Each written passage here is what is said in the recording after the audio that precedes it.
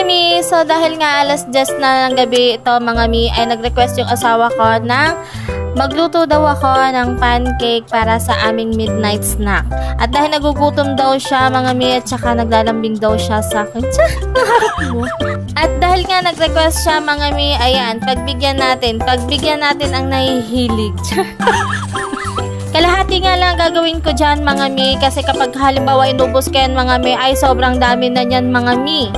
Mabalik na nga tayo dito mga mi, nilagyan ko na nga siya ng isang perasong itlog, tsaka isang kutsarang mantika, tsaka ng tubig. Unti-unti nga lang paglalagay ko dyan mga mi ng tubig, kasi para hindi siya masyadong malabnaw mga mi.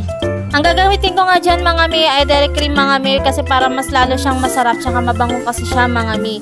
So yun naman talaga ang ginagamit mga mi, yung iba ay ginagamit nila ay star margarine. So ako ang ginagamit ko dahil meron akong dairy cream, yun na lang ang ilalagay ko mga mi. Nilakayan ko na nga paggagawa ko dyan mga mi, kasi baka mamaya abutin ako ng siyam-siyam mga mi. Nakagawa ko dyan ng 8 perasong ng pancake mga mi. So yun, okay na sa amin yun mga mi. At yan, movie marathon na kami mga mi. So kain tayo mga mi, midnight snack tayo. Tutuwa nga ako dyan mga mi, at nagustuhan nila yung ginawa ko mga mi. So kain tayo. Pagkatapos nga namin kumain dyan mga mi, so may papakita naman ako sa inyo na nabili ko lang to dito sa Black App mga mi. Huy, hindi kayo maniniwala mga mi, talaga napakamura lang nito mga mi, halagang 88 pesos, ganito na makukuha mo. Ganito na karami mga mi, Diyos ko, ang ganda, grabe.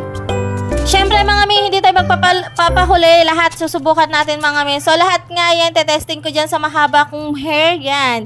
Saktong-sakto nga dyan sa mahaba kong buhok mga mi, lahat ng ipit na yan mga mi, lahat ng klase ng ipit na yan mga mi. Grabe, na-amaze talaga ako niya sa sobrang ganda, tsaka ang dami niya talaga, lahat ng klase ng ipit nandyan na mga mi. Binilang ko na nga yan kanina mga mi, talagang na-amaze ako dyan mga mi, at may kasama pang ganito mga mi. So lahat ay 67 pieces mga mi, sa halagang 88 pesos lang mga mi. So ayan nga, nabubulo na naman ako. Kung gusto nyo mga mi, ilalagay ko ang link sa comment section, tsaka dyan sa yellow basket. Check nyo na.